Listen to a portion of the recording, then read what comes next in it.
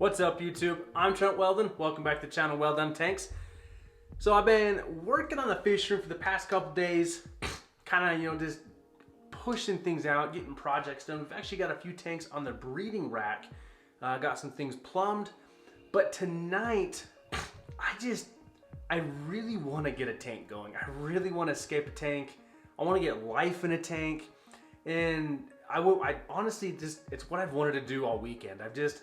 I wanted to take a break from the grind and just relax and just chill. So we're gonna work on the 5.5 gallon rimless tank on this DIY floating shelf that we set up recently.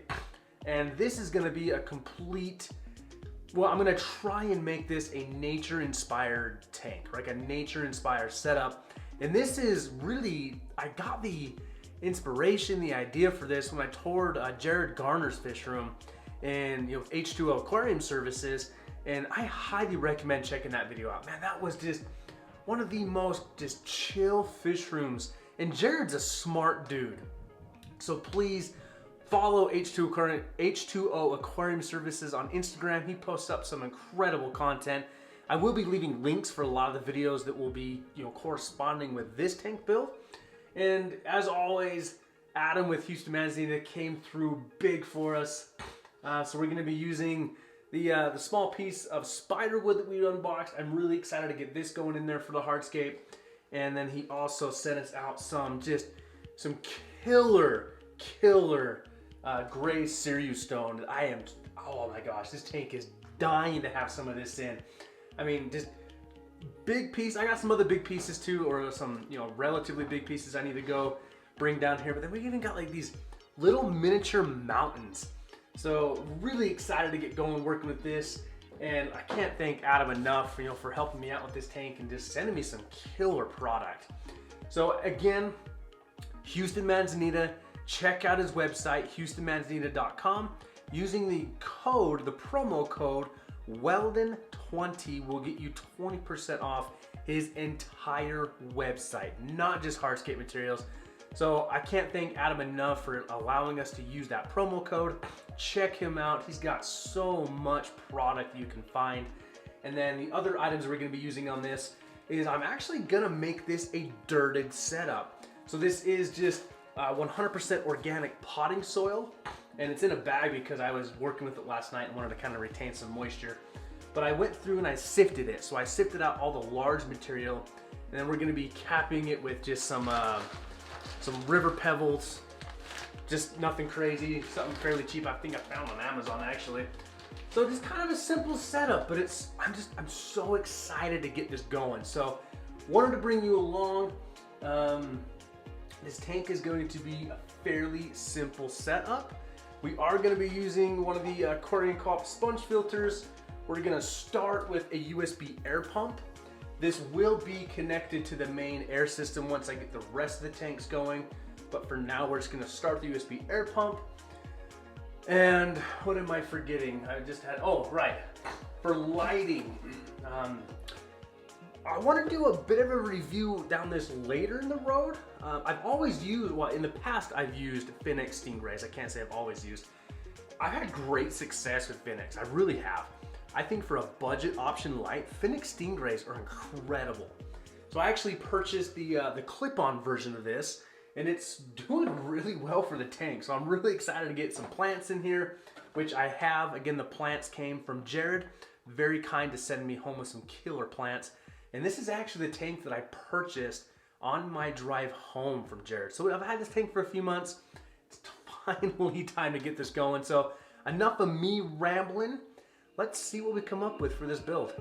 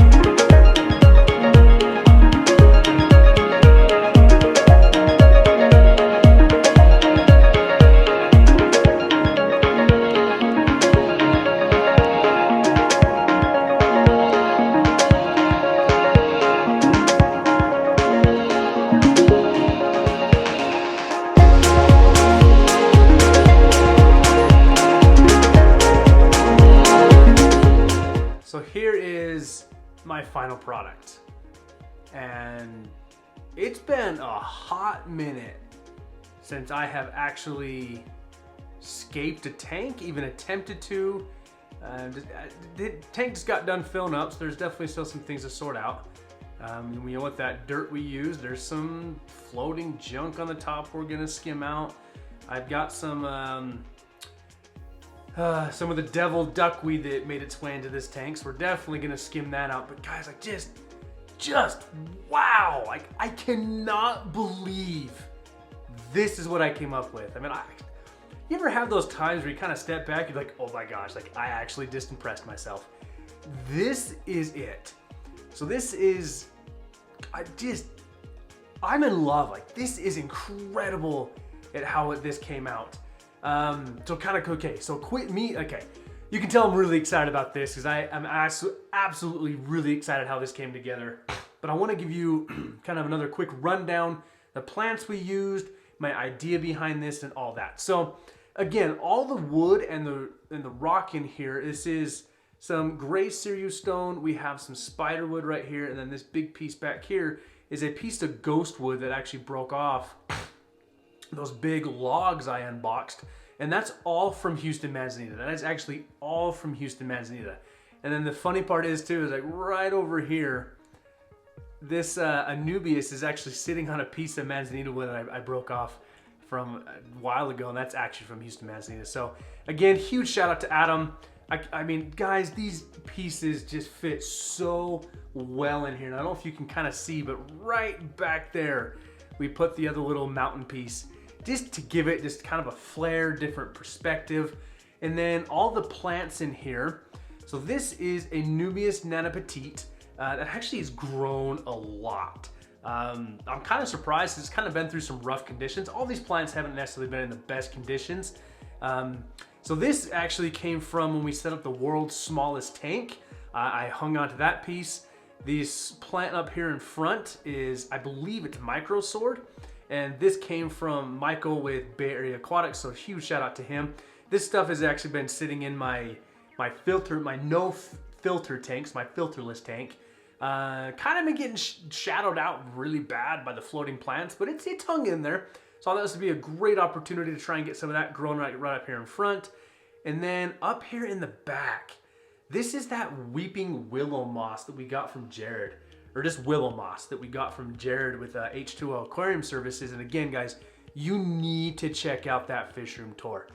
His fish room, this is what I kind of took his entire fish room to and shrunk it down to this. I wanted this to be just a nature overgrown tank.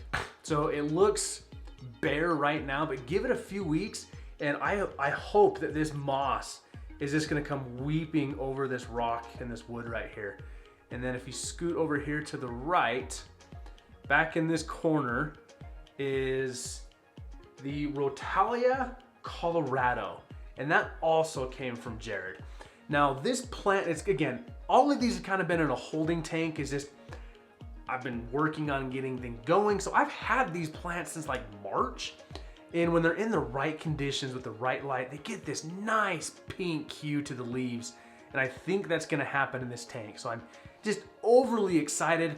And then during that scape too, you saw that I put some extra substrate in the back there. That's actually some Eco Complete that I robbed out of my filterless tank. So that stuff is just loaded with beneficial bacteria. Hopefully a lot of little organisms too, because I really want things to get established in this aquarium.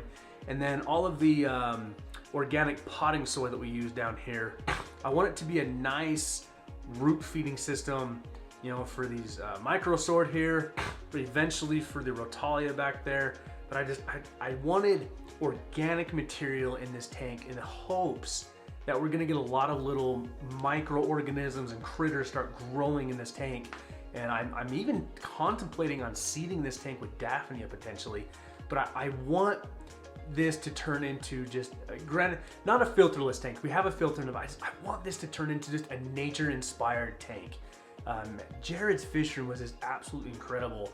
And then when I was able to meet, you know, bring Houston Manzanita hardscape material and meet it in the middle with nature, just match made in heaven. I am so happy with how this turned out. So we are using, and I hid it behind this piece of rock in the wood back here. We're using just a nano aquarium co-op sponge filter, and I have it hooked up. You can kind of see it right up here. I have it hooked up to one of the USB air pumps. That is temporary, as this air system will get traded over to the closed line air system we did for the breeding rack. I will run an airline over to this tank, but for now I wanted to get this going just to have it. Like, I purposely am going to leave this tank alone for a month minimum. Now granted, with everything going on in the world, I have no idea when I'll actually be able to get the fish that I want in this tank, but the fish I want are a micro predator. They're gonna look so good in this tank. Like, this may turn out to be a really long video, but dang, this tank turned out really nice. So you can't see because it's shaded out right here. This was like a pride rock, and there's a nice cave system right there. They're gonna have a nice area darting through this spider wood. Back in this, here's a nice other cave system. You know, they can get behind back in here to go behind those plants. Then the fish can actually dart around up in here, and when that willow moss grows in, oh my gosh, this tank turned out absolutely incredible. So thank you again to Adam with Houston Manzanita, and thank you again to Jared, with H20 Aquarium Services. And I have to say thank you to Bay Area Aquatics, Michael, for sending me up the micro sword. So a lot of inspiration came into this tank, and I am so happy with how this turned out. So if you want to see more of this, more tank setups, how this tank is going to progress, make sure to hit that subscribe button, hit the notification bell, and I thank you for joining me on this one. I actually had a lot of fun filming this one, and this is why I do this. This is why I do this, is when I'm having such a good time filming and setting up a tank and just zoning out and just getting away from the world. Like, this makes it worth it. So thank you everybody who has supported me on this. And again, you don't want to miss, we have an entire fish room we're still building, but I wanted more so at least one nicely scaped tank that I could just truly enjoy nature with. So thank you again, everybody, and we will see you on the next one.